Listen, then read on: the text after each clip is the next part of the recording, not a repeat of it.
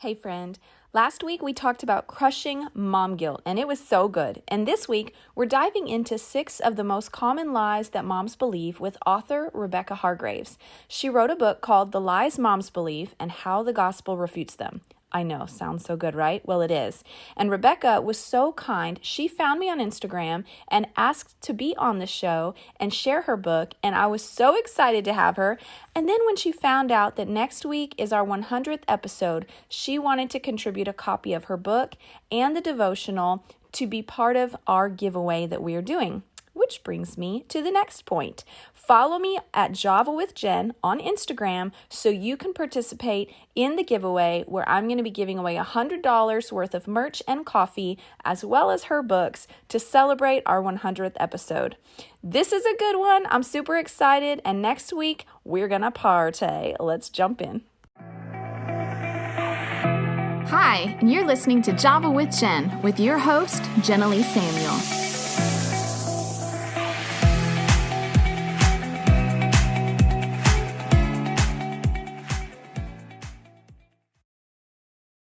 You guys, thanks so much for joining me today at Java with Jen. I have another very exciting episode, and I say exciting because I particularly love when the Lord orchestrates episodes for me. It is such a blessing. It takes a load off. And so last week we talked about chasing off the mom guilt and how to deal with mom guilt, crushing it and getting rid of it. Well, then I heard from this lovely young woman on Instagram who's an author, and she contacted me about a book she's written, The Lies That Mothers Believe and How the Gospel Refutes Them. And I was like, oh my gosh, that's perfect after last week. And so I was like, can you record like tomorrow? And she was so ready and willing to jump in. And so Rebekah, thank you so much for joining me on today's episode. I'm super excited for what you've brought to the table today. Well, thank you for having me. This is going to be so fun. I'm happy to be here. Good. Well, we're so glad to have you. So let me let you guys know a little bit about Rebekah. She is actually quite the expert, and she's a wife and she's a mama of 2. She's a blogger, also a podcaster, and she is a speaker and an author whose passion is to edify, equip, and encourage women in their journey of biblical womanhood, particularly with an emphasis on the gospel and its implications for everyday life. Her first book, Lies Moms Believe and How the Gospel Refutes Them, was released in the fall of 2017, and the Lies Moms Believe Companion Bible Study came out in March of 2018. You can find Rebekah on her website, which is Hargraves Home and Hearth, on Instagram or on iTunes via the Home and Hearth podcast. So that's a lot of contact stuff. I'm going to put it in the show notes. So if you guys want to go find her via her blog, via her podcast, or on Instagram, you can go check her out. It won't be hard to get a hold of her. So Rebekah, I'm excited. Man, that's quite a title, Lies Moms Believe and How the Gospel Refutes Them. It totally got my attention when you messaged me. I love it. That's awesome. Yay. I hope it was hard coming up with the title. I was trying to think like alliteration, like motherhood misconceptions. And I'm thinking that just is way too clunky. So it took a little bit of time to arrive at the title. Well, I love it. It actually reminded me of another book that I've been meaning to read for years, which is like 10 Lies Women Believe About the Church or something like that. Or 10 I've not heard of that. Oh yeah. And it sounds really good. Yeah, it sounds really good. So there's my little plug for another book. But anyways, awesome. So you guys, we don't have a lot of time because Zoom has put a time limit on us, but I want to dive right into the deep stuff that she brings to the table here. Last week, since we talked about mom guilt, why don't you, Rebekah, tell us really briefly, like, how did you come to this topic of this book? Obviously, the content's going to be really rich, and we're going to dive into that, but knowing the backstory really kind of helps us appreciate it more. I love talking about this because I feel like it's just such a clear testament to the Lord and his involvement and how, his plans are different oftentimes than ours, but I think they're better. So the idea originally was that I was doing a lot of blogging at the time, hadn't written any books yet. And so the idea came to my mind that, I am going to write a blog post on lies that we as moms believe, and I'm just going to try to, apply scripture to them and hopefully be encouraging and kind of break us, free of some of those lies. And so that was my plan. And literally the day I finally sit down, a couple days later, I finally sit down to work on the blog post. And I just out of nowhere, right, with air quotes, out of nowhere, thought, maybe just take a quick second, go on Instagram, go on Facebook, and just see if there are moms that are willing to share with you like other lies that they're struggling with, that they need help with, in an effort to try to make this blog post as helpful as it can be. Yeah. And so I'm thinking there's only going to be a few responses, but that's fine. That's all I really have space for in a blog post. And I was blown away because within 10 minutes, there are all these comments out of nowhere starting to pour in on both platforms. And I'm thinking, okay, I wasn't expecting this. And the next 24 hours, like there's more and there's more. And so finally I was thinking, well, initially when I got a lot of responses, even before a whole day had gone by, I thought, okay, well, this is probably not going to be able to be a blog post anymore. Nobody's going to sit and read this really lengthy blog post. So maybe I turn it into just like a freebie ebook, longer than a blog post, but just still fairly short. And so, but by the time those 24 hours did come and go, I'm thinking, if I'm going to address all of this, if I'm going to try to help all of these moms, I can't keep it short. Like there's too much here. And so to make a long story short, it ended up being a book that's over 200 pages and addresses 32 lies. And like, I see it on my shelf and I just like, it's a testament to God. And I love to walk by and glance at it because it's totally the Lord. And, Wow. I had a different book idea in mind that I wanted to write on. It was not this one. This is not going to be a book. And yeah, it was just the Lord. And I could just see like moms are struggling. We are believing lies. Like I knew I had been believing lies, but I didn't realize that I wasn't the only one, that other moms are struggling in those ways as well. Even if they're different lies, we're still struggling with various lies. And so, yeah, the Lord had a different plan and I'm grateful that he did because it was above and beyond anything that I had planned myself.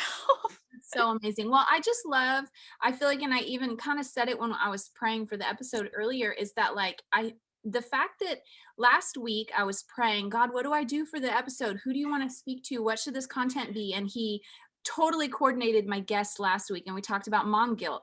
And then this week I was like, Lord, this episode 99, what do I cover from the last monumental episode before I hit 100, Yeah. and then he coordinated you and it tagged on last week. I was like, I'm seeing a pattern here. Like moms are on God's heart, like moms are literally on God's heart. And I've had other moms reach out recently asking me like, how do I balance it all? How do I have time for the Lord? How do I this? And at the bottom of it, there's just all these lies that we do carry that weigh us down and limit us. And we're going to get into some of those right here. But all of you guys, listen, if you already are like, oh, I can tell this is for me, I want you to really consider getting Rebekah's book and even her devotional. If it's something you want to really dive into, I've been seeing a lot of personal growth in myself and in my children by tackling intentionally lies that we believe, like intentionally. And I'll sit my kids down. You guys have heard me talk about it. And we'll do an exercise like, okay, God, what lies am I believing about myself? And then you wait and listen and write them down. Okay, God, what is the truth? And then you write them down. And I was telling my son the other day, like at the bottom of a successful life, and the only thing that really limits us in life is when we believe lies. And that's why I was trying to help him understand why we're so careful what they watch and listen to.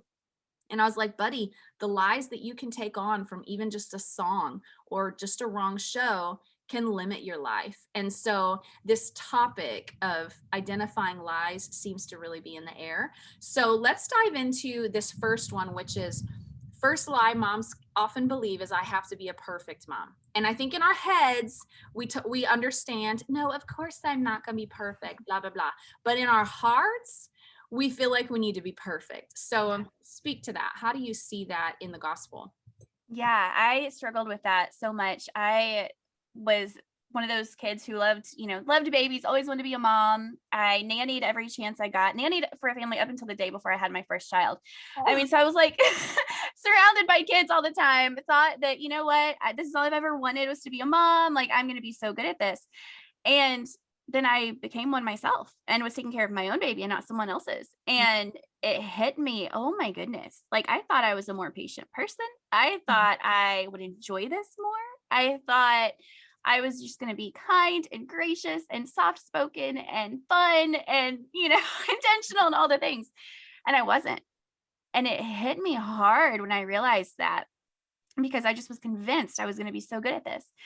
And for a long time, it was very debilitating because I would let that failure on my part, as I saw it, to really just get me in this place of, I'm ruining my children. My kids would be better off if God had given them to somebody else. Like, surely there's another mom out there who's kinder and more patient and less selfish. And, they would be better with her because I'm harming my children.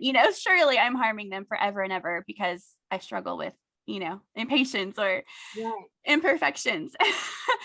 And so for a long time, I knew the verse Romans 8:1 that says there's no condemnation for those who are in Christ. But the problem was, I think I just did not read it in context, literally until I was working on this content for this book. And that's the thing. I wrote this book with the desire to be encouraging to other moms. But what the Lord did in his grace and his kindness is he used it for me. And he used the process of pouring over his word in order to even be able to refute these lies. He used it to free me. And I will forever be grateful for that, because I'm not the mom I was before I wrote it, that I've been since I wrote it. And I'm not perfect still, obviously. But there's a freedom now, because it's not about being perfect. That's the thing. It's not about being a perfect mom. It's about pointing your kids to that perfect savior. Because when I backed up and I read the end of Romans 7, it blew me away, because I was familiar with the passage where Paul is lamenting what a sinner he is. He's like, I'm not doing those things that I know I'm supposed to be doing, and I'm doing those things I'm not supposed to be doing. I knew about that, and I knew about Romans 8:1. What I didn't realize was that they're combined, they're together. And he says, what a wretched man that I am, but there's no condemnation for those who are in Christ.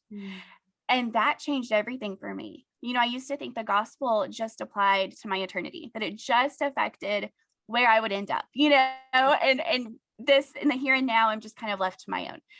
But no, the gospel applies to the here and now, because it's the truths of the gospel that then I can apply to my mothering. I can say, you know what? It's not about being perfect. That's why Jesus came. If I know that he came because I'm imperfect, then surely he's not suddenly expecting me to be perfect as a mom, right? It's that guilt, that shame, that sin, it was nailed to the cross. It was removed from us as far as the east is from the west. It changes everything. You suddenly have so much more peace, you have more rest, you have more freedom when you know that you don't have to be perfect. And I'll tell you, Jen, honestly, it's, we don't sin so that grace may abound, certainly. But I will tell you at the same time that the Lord has so graciously used those moments when I have lost my temper, or when I have, said something I shouldn't have said, and I've gone to my kids and apologized and prayed with them. It has been in those moments that I've seen them grasp the gospel. I've seen it begin to connect the dots, in their minds. My daughter was 3 when I was first starting writing this book. And we had a really bad day, really, really, really bad day. And I'm hollering at her. She's hollering at me. And I mean, I don't know what was in the air, but we're letting each other have it, I would go to her, I would apologize, I would pray with her. This kept happening all day. That afternoon, I am beside myself. I'm like, I've done the things, I've apologized, I've prayed. I'm so frustrated, right? I go to her to apologize again. She takes my hand, says, Mama, I pray. I said, okay. I will never forget it. She says, Dear Jesus, thank you that you forgive Mommy even when she's not very nice. And it I could almost tear up today. This is 4 years ago, because I realized, it's not great that I yelled at my daughter. It's not. But guess what? At 3 years old, because of what happened, God in his grace used it to show her just how forgiving he is. And that it's not based on our merit. It's based on his goodness and his forgiveness, that he forgives Mommy when she's not very nice. Yes. Oh, that's so beautiful. I just love that. Oh, I love it when our kids, it's so mind-blowing, because we feel like our job is to teach our kids. And yet, because they're so simple and pure, they grasp these concepts that we struggle to get revelation of.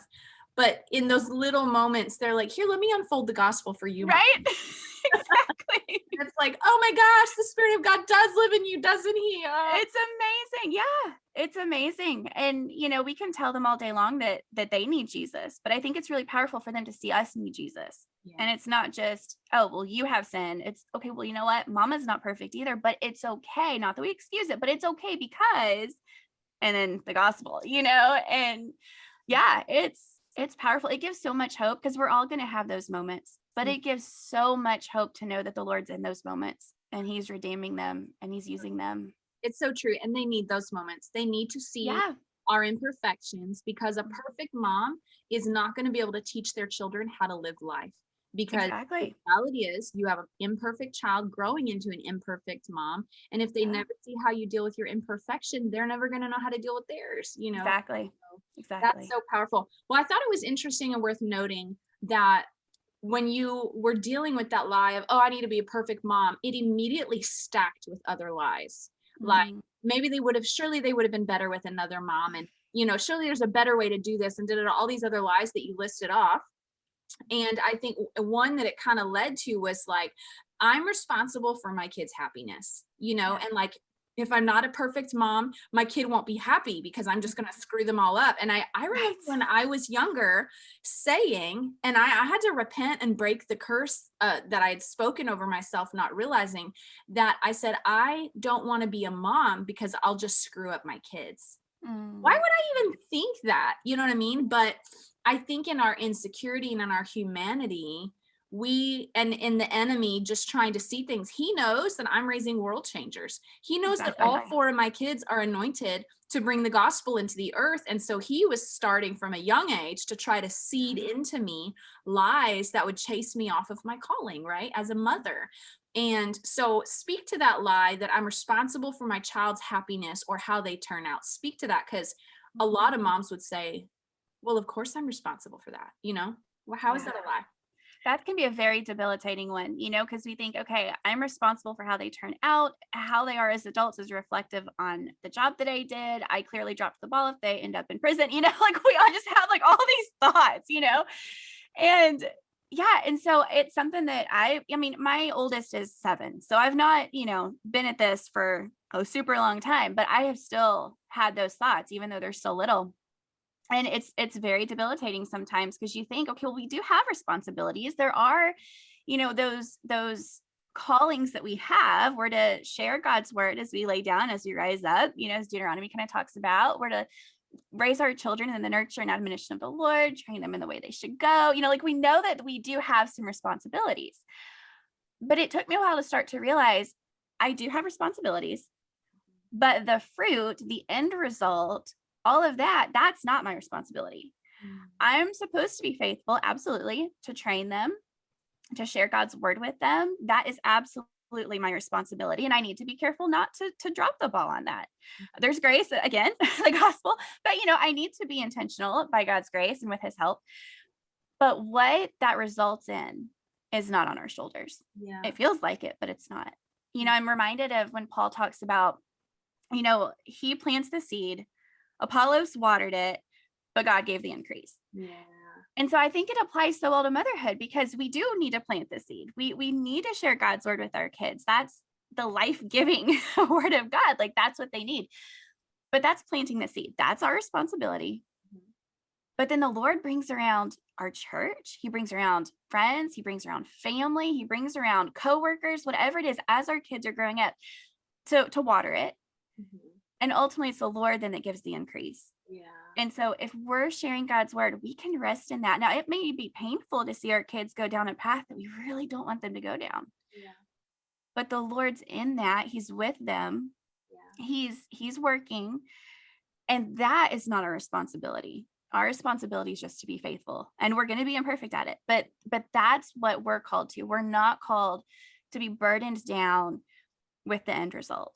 Yeah. Because, growing up I was homeschooled, in church every week, just steeped in all of that. And I'll tell you, growing up, there were families that on the outside you would think, well, even on the inside, in a sense, you think, oh, they're going to end up with nearly perfect kids. They're doing all the right things. They're intentional. They're in church. Like, it's amazing. Look at them.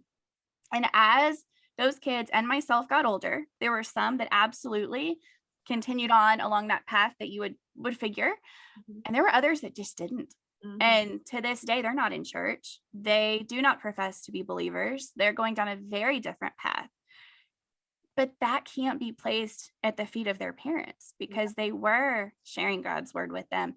Those kids, our kids, all of our kids, the scary thing sometimes is to realize like they've got free will, like they are responsible for their decisions. And that can be hard as a mom. You want to protect them. You don't want anything bad to happen. But it's true. They are going to make their decisions, and their walk as they become adults, that's between them and God. Yeah. And God is working, and they are going to have to make those choices and walk with him. But that cannot be put on us. We are not the Holy Spirit. Yeah. We cannot force a child to go down a right path. We can't, force them to place saving faith in Christ. That's not in our power. And when the enemy tries to make us think it is, it's so burdensome. It's so burdensome. But the good news is that the Lord never meant for that burden to be on our shoulders. Yeah, that's really good. I love that because it's true. I've found that even in moments of parenting, that if the boys would behave and I'd react really angry really fast, I would step back and ask myself, like, oh, why the reaction, Jen? Like, where was that coming from?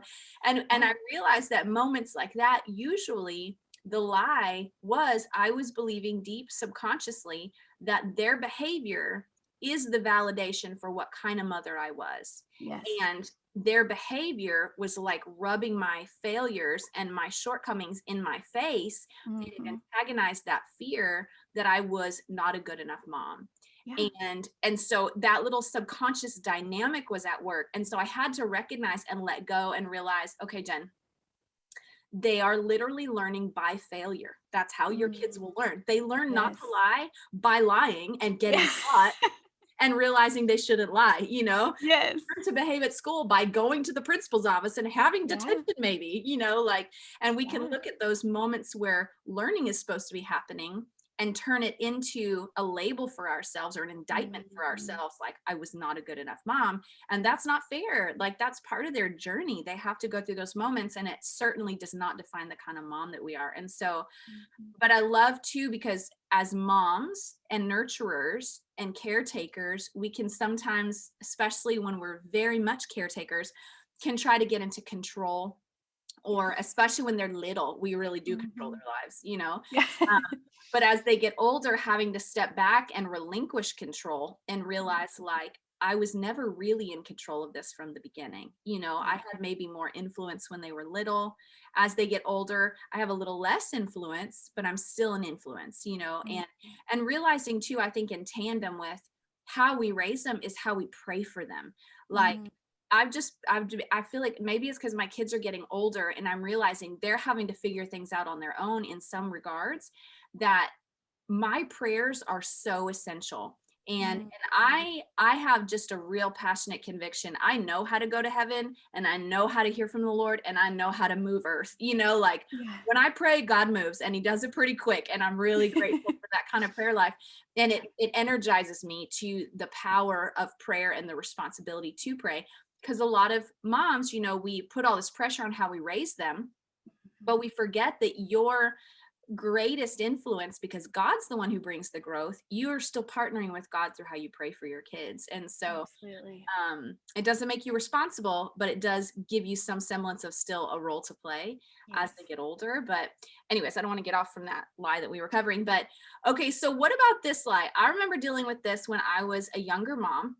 And we were in ministry, and I have a call to ministry on my life, but I was buried in kids. Like, they were back to back to back to back. And I remember just feeling like all I saw was toddlers all day, every day for like months. And my husband's off going on missions trips and hanging out with Prophet Phil, where I was like, Prophet Phil is supposed to be my mentor. I'm the one with the prophetic call on my life, And so I was like, I can't even get mentors. I'm so busy with kids, So I remember praying and asking the Lord, my life is passing me by. I've got 20 years of raising kids. And by then I'll be past my prime, and I remember the Lord, which I don't want to get ahead of you, but I remember the Lord speaking to me, and he said, Jenilee, he said, I'm the one who establishes, I'm the one who lifts up, and I'm the one he said, by you being faithful, you're building the platform that you will build from in the future, and the platform that you'll need to have influence you're building right now. And he said, I can turn things and give you influence in a day.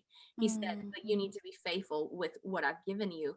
And but that feeling of my life is passing me by was so heavy. So what did you see in scripture about that? Yeah, what you said, I just want to touch real fast on what you said. That's so powerful. There's a quote of Jonathan Edwards that has stood out to me ever since I first read it, and it's a total paraphrase. But basically, the gist of the quote is, you have no business being in outside ministry outside your home if you're neglecting the ministry God gave you in your family. Yeah. And it's like, ooh, like that. I first read that, I'm like, oh, that really hurts. But the principle's right. It's not to say that if you're a mom, you can't do outside ministry at all. I would never say that, but just that some of your closest disciples, as it were, your closest ones to fulfill the Great Commission with are those inside your home. Yeah. Like they're given to you to be your little disciples, like that's what your goal is to raise them in the nurture and admonition of the Lord, like we talked about. And, a passage in Ecclesiastes really was helpful for me because it talks about, there's a time for this and there's a time for that. There's a season for this, a season for that, a time for everything under the sun. And I really had to kind of sit in that because I've told you before that I do have these great dreams and these great goals and things that I'd love to do and love to accomplish and all of that. But when we have a wrong view of what's important or what's fruitful or what's ministry or what's influential, then it's again very debilitating, just like the other lies. A lot of moms will talk about finding meaning in the mundane, and we'll throw around the word mundane quite a lot. And the concept of finding meaning in the mundane is a great concept. It sounds really good. But what was interesting is, as I was writing this book, the second lie in the book is that the lie that mothering is just unimportant work. And it goes along with the lie we're talking about now. And I looked up the actual definition of the word mundane. I'd never really done that. I figured, well, I know what it means. But I looked it up, and it said pertaining to this earthly world as opposed to eternity, and dull, lacking in excitement. And it hit me. And I thought, if this work of motherhood is mothering eternal souls, if that's what this is, it's not just about carpooling and, baking cookies and all that. It's literally raising eternal souls. If that's what this is, it's not mundane. Yeah. It feels like it sometimes. It absolutely feels like it sometimes, 100%. But it's not, because it is eternal.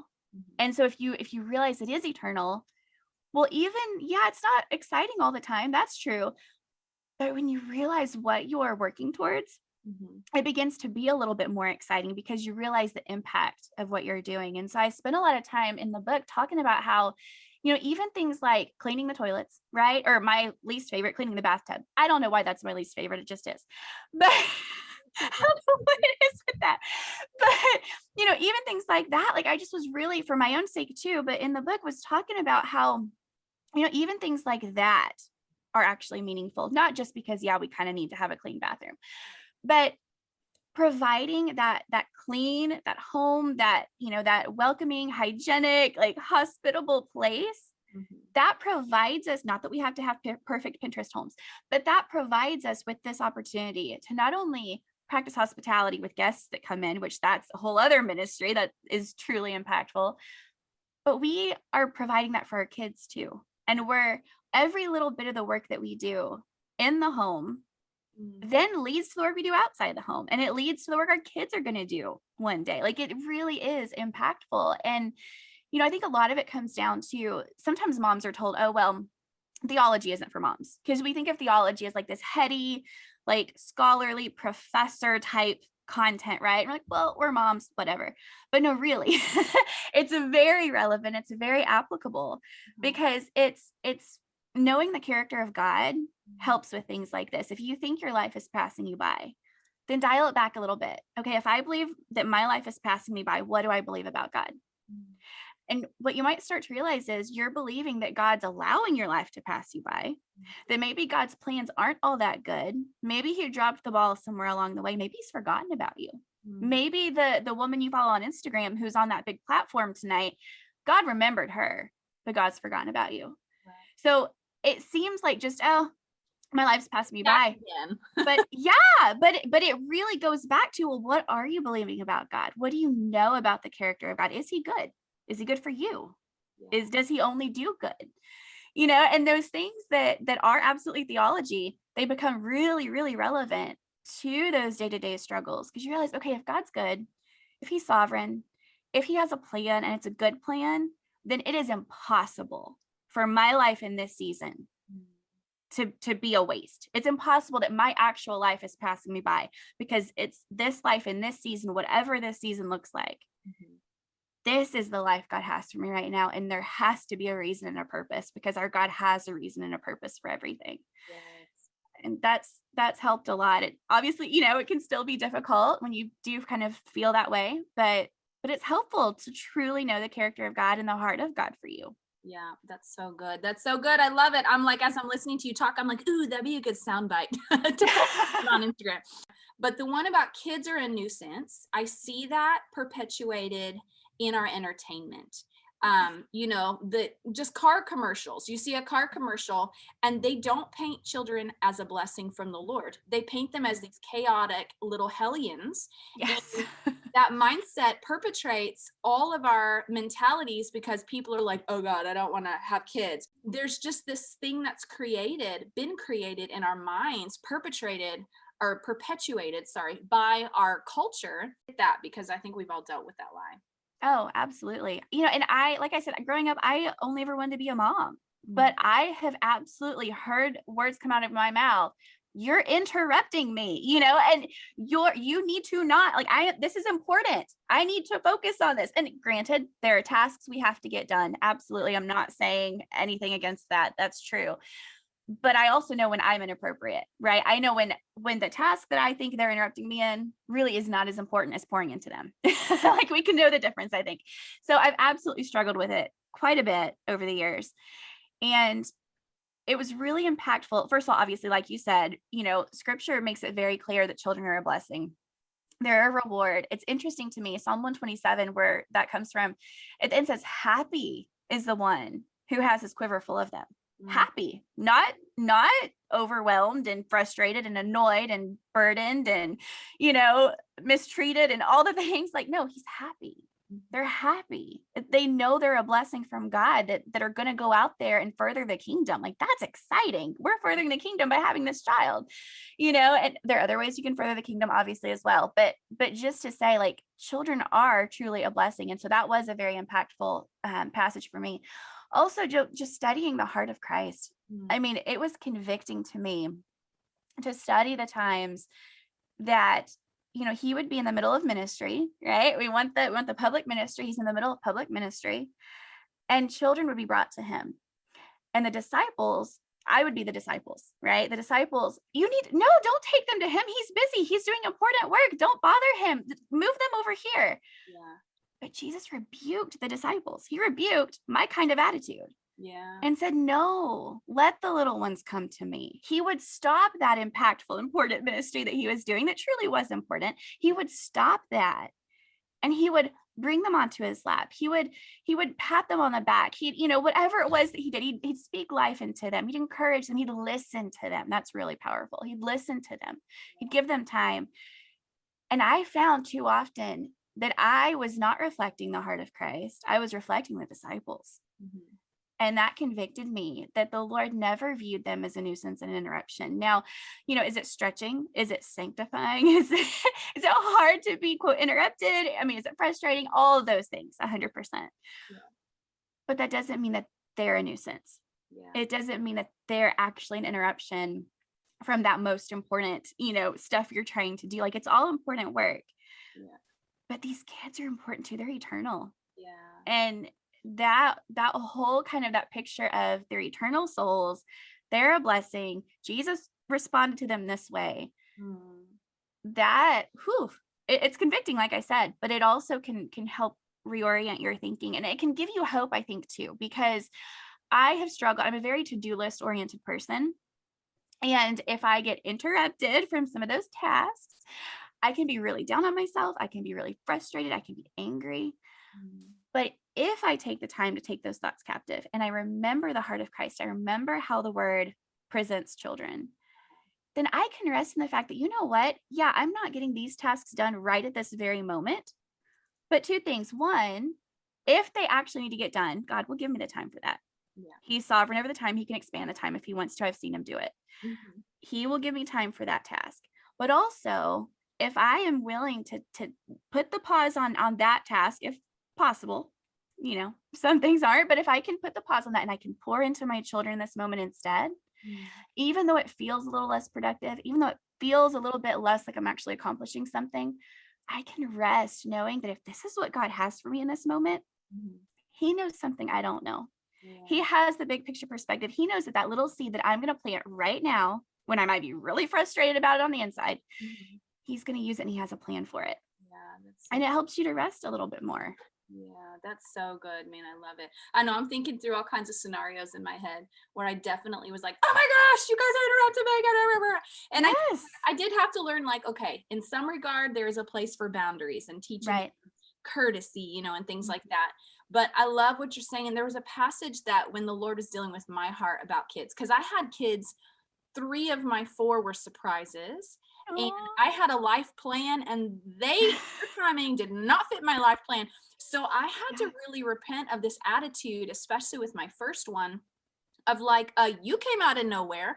I didn't ask for you. You're interrupting my life plan. Like, and that attitude messed with my parenting. It messed with even my nurturing. And I had to repent of that. And I had to deal with that. And even the Lord showed me the passage where it says that, something about letting the kids come to me. And he said, because their angels are always before the throne of God. Like children's angels are always before the throne of God. And so he was talking about the importance of children to the heart of God. And I was like, if I'm going to have the heart of God, holy crap, I need to change my attitude, you know? And so, man, I appreciate everything that you just said. But that was so good. I love how you tackled the kids are a nuisance, because that is just a common belief and it's a commonly felt emotion, I think, when, especially for those of us who are more task oriented, trying to get something done, you know, or whatever, it can be that can be a hurdle. So let's take that one into, and there were some other ones I wanted to dive into, but they're just gonna have to buy your book because there's too many. But I love this last one. Good moms do XYZ. So explain that one. What does that one dive into? Yeah. So this concept of the mommy wars, whether we put the phrase on it or not, I think most of us are probably familiar with the problem.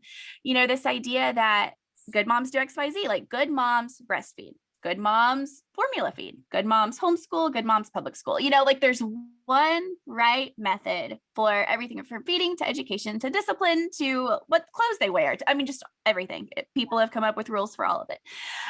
You know, and my struggle, one of them is, since I was a little girl, no joke, have battled this know-it-all mentality. Like there is this story that goes throughout my family that when I was 5 years old, I would enter myself into any conversation going on with the adults around me. And I'd be, oh yes, that's correct. Yep, that's right. As if my 5-year-old self knew anything about what they were talking about. But that's the way I was. And mix that with becoming a mom. And it's a really ugly combination. And I really, God's been gracious and he's done a work, and I pray he continues it. I know he will, but I struggled a lot, especially in the early years with, well, because I had my daughter at home, like that's the way you do it. Now I will tell you, God in his grace made it to where my son, my second, was not able to be born at home. I had to have him in the hospital. And I learned a lot from that, with just realizing, like, just because I thought I knew, oh, this is the right way to do that, or this is the right way to do this, that's not the case. You know, every child is different. Every mom is different. Family dynamics are different. And so I think we do ourselves a lot of harm when we take these man-made ideas and these man-made expectations and rules about what's right, what a good mom does, and we raise them up to the level of scripture. And we make it to where, oh, well, a Christian, I've literally had a friend be told by somebody else, well, you know, you can't be a Christian and vaccinate your kids. Like that is showing us we don't understand the gospel, friends. If that is making you not a Christian, we have completely misunderstood the gospel, 100%. And so I'm very passionate about this topic because I see this kind of presentation everywhere. Oh, well, Christian moms better not do this, when this right here is nowhere in scripture. There are so many more rules and regulations and expectations on moms from the culture, from the church, even from people, than the Lord ever placed on them. It's true. And we just get so burdened when we listen to a person over and above the Lord. You know, when we fail to realize he cares so deeply about us and our kids that he's not going to leave us hanging. And certainly, you know, he may lead us in the direction of learning from a podcast or from a book or from a doctor or whatever it is. Certainly 100% he can do that. And he does do that. But a passage of scripture that has been a real comfort to me, you know, in those times where I'm like, oh, what do I do? This person's telling me this is the right way. This person's telling me this is the right way. I just want to be a good mom. You know, James 1:5 has been so helpful because James says, you know, if anyone is lacking wisdom, let him ask of God, who generously and without reproach loves to give that wisdom to his kids. Like, that part was my paraphrase, but he loves to do that. And he delights in it. He's not down up there saying, look, okay, you can't figure out this thing to do about your child. Like, you really should be smarter by now. No, he's so tender. He's such a good father. He comes alongside us, gives us the wisdom that we need. And it's so freeing when you realize that you have access to that actual expert on your kids because he created them. You know, when you have that access, it gives you so much more peace to realize, first of all, I don't have to be confused about what to do anymore because he'll help me. He'll give me the answer. He'll point me in the right direction. But also, it doesn't matter what someone else says or what someone else thinks. If I know that the Lord has told me to do this method on whatever it is, guess what? You're in the best possible place you could ever be. Your kids are in the best possible place they could ever be. And it might be hard to kind of like fend off those negative feelings when others are not exactly approving of your choice, but you can rest knowing that I was faithful to what the Lord led me to do. The Lord spoke to me. He may not have spoken to them. Maybe that's why it doesn't make sense to them, but he spoke to me on this. And I can know that a good mom is all about looking to the Lord, right? And I hate the phrase good mom because, you know, it's kind of not always the best phrase to use. But it's all about following in the Lord's footsteps. It's walking by the Spirit. It's following what he actually gave us to do. Like we talked about, you know, sharing the word, training them up. It's about those things, which if you think about that, the things that we've already talked about of what a mom is supposed to do, we've listed what, 3 things, you know, train them up in the way they should go, raise them up in the nurture and admonition of the Lord. That's it. And the way that looks, there's not even a prescribed 10-step program for how to do that.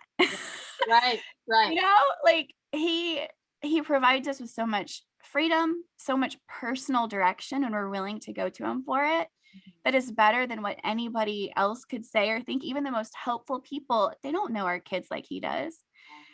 And so I just find that we have so much more freedom when we look to the word and not to the standards of man that have been raised up to the level of scripture.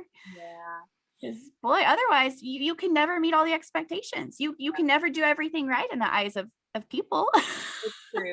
Well, and I think too, you hit an important point too, where the Bible talks about how the traditions of man make null and void the word of God. And it's talking about how we process the word of God, you know, is that if a tradition of man is so stuck in our head that we actually can't even hear what the word is saying, then that tradition doesn't serve us. The traditions are meant to serve us. They're meant to expand life and make it fuller and enhance it, just like books, podcasts, teachings, coaches are meant to help us and serve us, not become a grid work of rules and regulations that we have to then try to match up to. You know, like the Proverbs 31 woman, I have like a love-hate relationship with that. Because I'm like, okay, we all want to be like that, but none of us are really that awesome. So we'll just throw that one out. Not really, but it's true. And I love what you said and how you brought it to a good mom, or even maybe we can say a healthy mom, or a mom that's going to fulfill her destiny, is a mom who goes to the Lord as her source, like, period. Like, that is going to be, because we had home births also. I had all 4 of them at home, and felt like the Lord instructed us to do that. But I remember there was lots of points where I had a friend who had home births, and they felt like it was more spiritually appropriate to have your kids at home, and they taught it like it was a gospel. Yep. And I was like, when I asked the Lord about it, I just felt like the Lord was like, people need to do what the Spirit of God says to them. Yes, like exactly. We just need to be led by the Spirit. And he had spoken to me that if you take the route of the flesh, you have the reward of the flesh. If you take the route of the Spirit, you have the reward of the Spirit, period. And so it doesn't matter what area of life it is. If we're just going according to the flesh, which can be traditions of man, or the Pinterest mom and all her ideas, or the Instagram mom and how great her house always pretends to look, right. All those things, that's the route of the flesh, and the reward of the flesh is death, but the reward of the Spirit is life. And so by training ourselves to go to the Lord, and I just love that, because it gives us the freedom to creatively live from the unique way God made us. You know, God doesn't want us to all look the same. Like, I remember when I went to Bible college, when you first showed up for the school year, everybody had kind of like this culturalized, they all looked the same. Everyone kind of acted the same. Everyone felt kind of the same, but like in a generic, unnatural kind of way. But as the year went on and we all deepened our relationship with the Lord and kind of unfolded into who we were, all this uniqueness like came to the surface. And all these people began to emerge into really unique and fun personalities. And I think part of us knowing that we're walking with the Lord is that our uniqueness is allowed to emerge, because God finds joy in that. Like, I love watching my kids and just observing them and like savoring how unique and special they are. That literally gives me joy. Why would the Lord not be the same way? And so I don't want my son Benjamin to feel like he has to be like Judah. He's different on purpose, and I don't want you as a mom to feel like you got to be like me, and I don't think the Lord does either, and so this whole good moms do XYZ, like you're so eloquently have explained, is that it can really undermine and take away the joy in the life of motherhood, because that's not how God designed it to work. And so that's true. I just love that. Okay, so we're going to go into life hacks, you guys. Miss Rebekah has a great little life hack. It's actually really fun, and it could make your day a little bit more enjoyable and potentially difficult situations a little bit easier. So don't go anywhere. We're going to go into life hacks right now, and then we're going to give you a chance to follow up with Rebekah yourself. Hold on.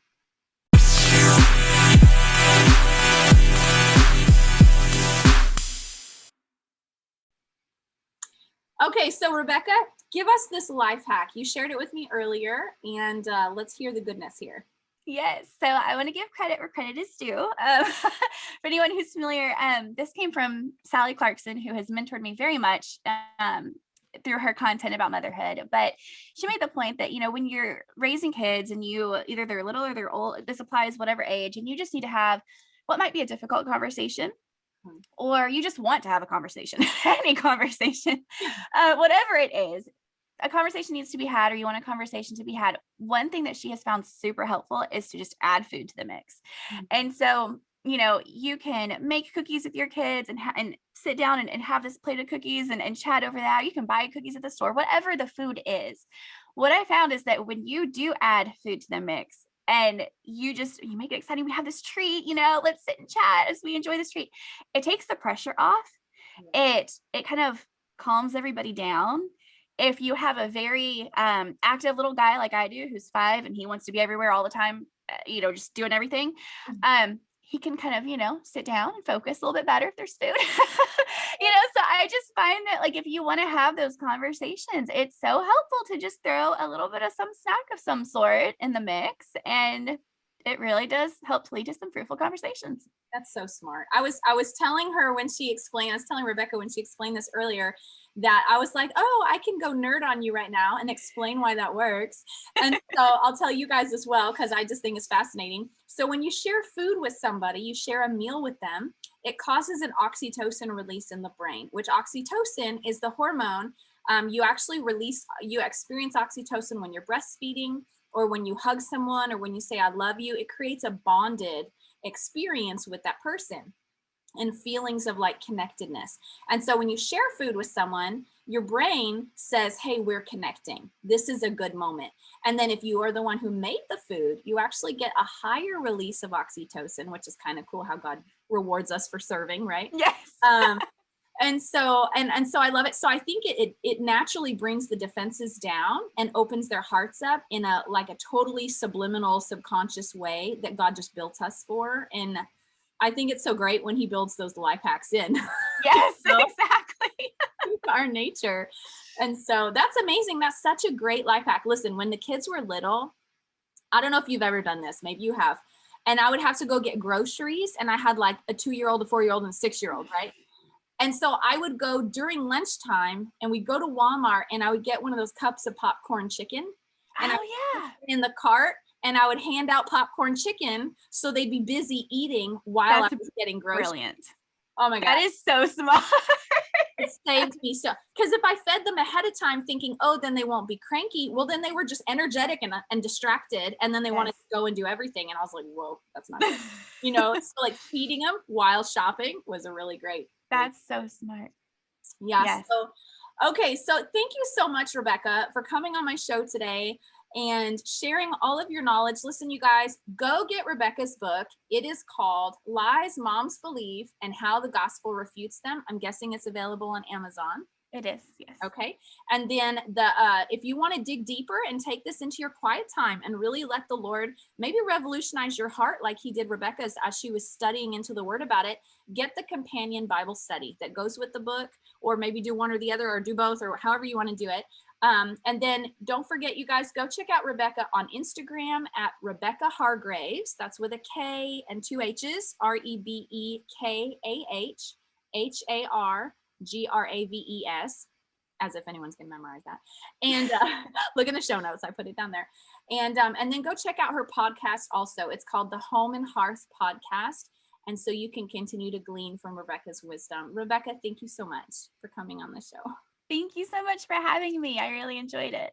Oh, well, I did too. And I know my listeners are just going to be better for it. So you guys, listen, if you haven't checked out the merch store, go check out javawithjenmerch.com. Next week is my 100th episode. I'll be doing a giveaway. So make sure you're checking out things on Instagram. I'll be putting updates on Instagram about the giveaway. I'm going to give away $100 worth of merch and Java with Jen coffee. So you're going to want to get in on that giveaway to celebrate 100 episodes at the Java with Jen podcast. And until next time, you guys, we'll see you next week. And I love you. Have a good week, y'all. Thanks so much for tuning in to today's show. For those of you who've rated or shared this podcast on social media, thank you. Reading your comments and reviews always means so much to me. Listen, let's stay connected. Come follow me on Instagram at Java with Jen, where you can follow the latest and say hey. It's a really great way to stay in touch. Many of you have also asked how you can support the show. You can make donations through the Anchor app or on Patreon, or of course by sharing, rating, and reviewing on social media and iTunes as well. Your heartfelt feedback always reminds me why I do this. Until next time, remember, you will fulfill your greatest destiny one day at a time.